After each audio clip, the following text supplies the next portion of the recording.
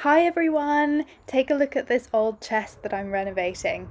It's a very solid, heavy bit of furniture, but the base obviously needs repairing and it's pretty mouldy. It's also got a nice little removable tray that sits in the top, which needs fixing, but I've got a really cool idea for the overall look of the piece, so stay tuned. Now, particularly at the beginning of this video, you'll probably hear some Darth Vader-like breathing from my in-laws dog, who is having a little holiday with us. Hello, Darth. But rest assured, he can actually breathe, and he did really seem to like spectating as I worked.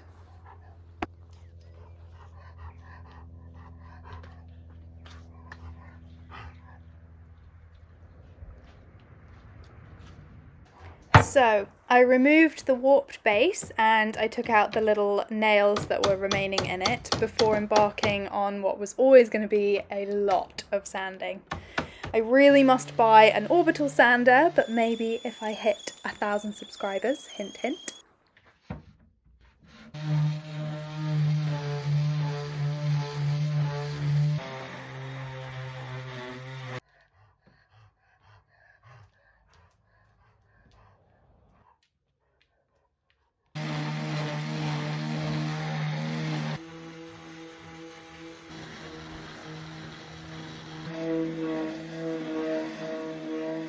This project was slightly interrupted by us finally moving house, so keep an eye out for a new workshop video and maybe a house tour coming soon. There is so much work to do on the new place, so we should have some good interiors projects coming up too. Anyway, back to the sanding. Tell me in the comments below the noise of the pond pump, relaxing and very zen, or just a bit annoying? To start with, I just cleaned off the mould residue on the surface with some sugar soap, and I'm going to go back over it later with an actual mould killer once I've sanded the surface.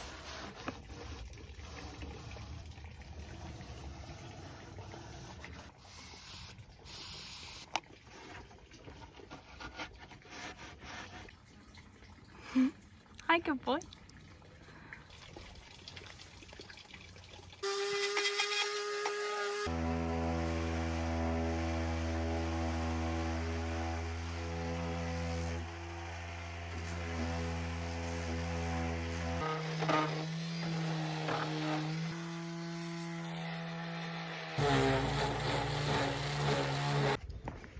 We're on a mission to try and find the charger for my sander batteries. Got him. Good boy.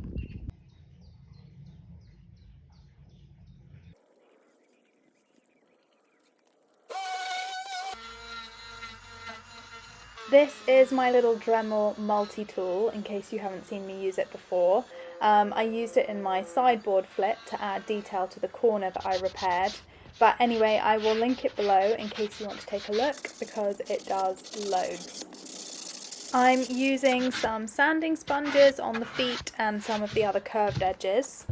And then that is finally the sanding saga over, so I'm scrubbing the whole piece with Brillo pads to remove any residue from the varnish that I sanded off, and it also really brightens up the little brass hinges, which is a nice bonus.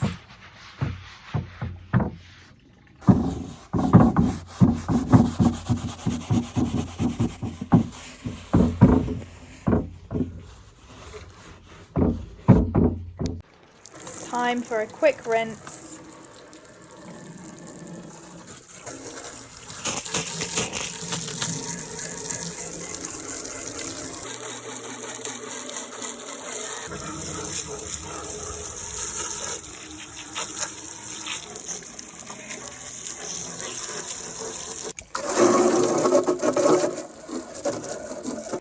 And then Hero and I went for a walk while we left it to dry in the sun.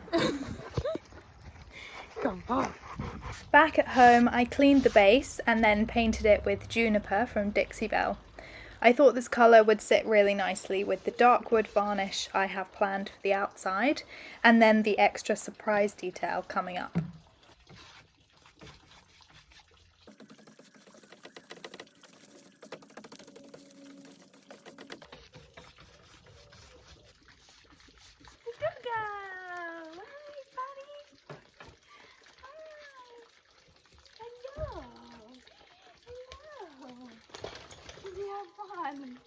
I treated the mould with this remover from the furniture clinic, which is a pretty good one because it kills the mould spores really properly, but it's also safe on wood and most household ones aren't. I do think it can be really hard to get rid of the scarring though, so if anyone has any tips on a really good way to get rid of the actual scars from mould, please let me know in the comments below. Anyway, while that's working, I used some panel pins to repair the base of the interior tray, and then I painted it in Juniper. I wiped off the mould treatment, but the scarring is pretty bad, so we're going to have to hope that the stain covers it nicely. At least we know the mould is dead and won't regrow.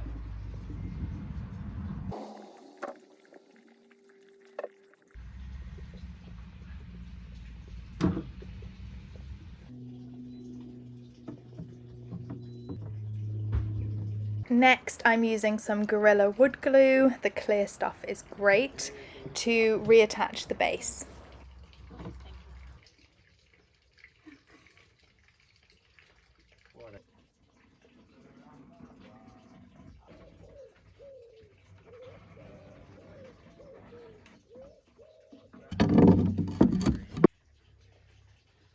Just weighing it down so it sits nice and flat, and then we're going for Juniper on the inside of the lid.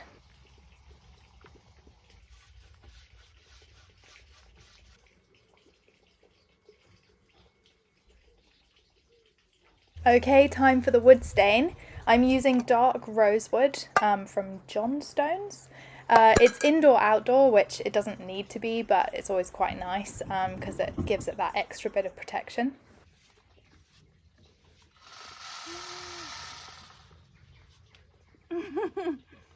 Oh, your new toy.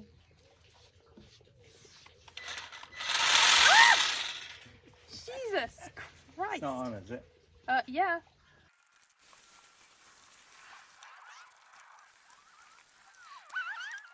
So after one coat, the mould scarring is quite visible, but I think a second coat should do the trick. For some reason, this is way more satisfying than painting. It's just so silky.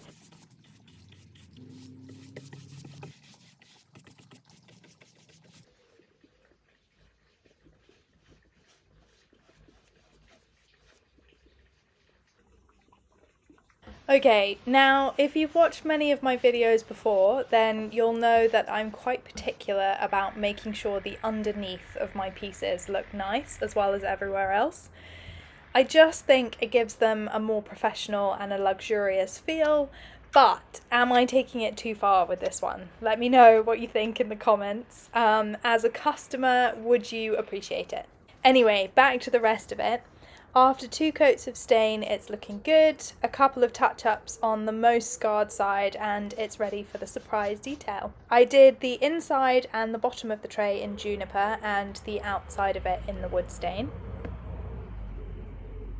Then I opened up this cowboy transfer from ReDesign with Prima, which I think is sold out, but I'll link the page below because there are so many nice ones to choose from. So I'm just using the cowboys for this piece, but there's a rodeo bull, there's a wanted sign and a hat and a few other cute bits. It also comes with transfer instructions and a little tool to actually do the transferring. So I fiddled about with the positioning of them before I took off the backing sheet.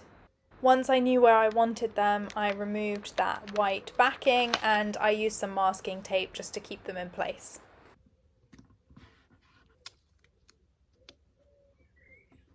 This little wooden transfer tool comes with them and you just work more or less top to bottom until you've covered the whole image. And then you just peel the top film off and that's it.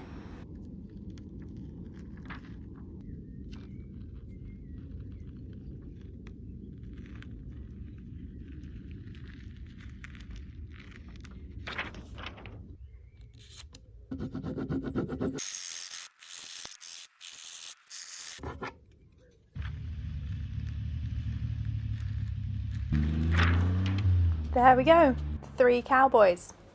Hero is super excited that they're finished because he knows it means it's playtime.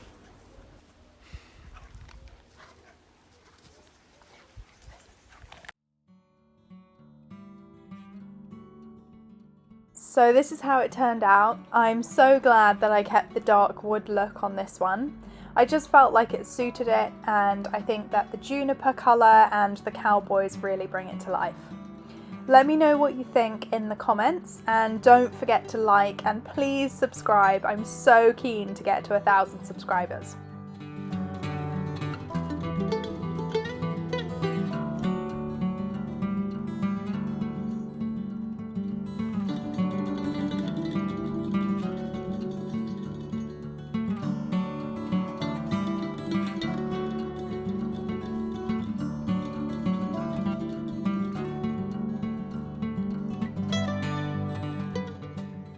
Thanks for watching, and see you next time with a really cool bedside project.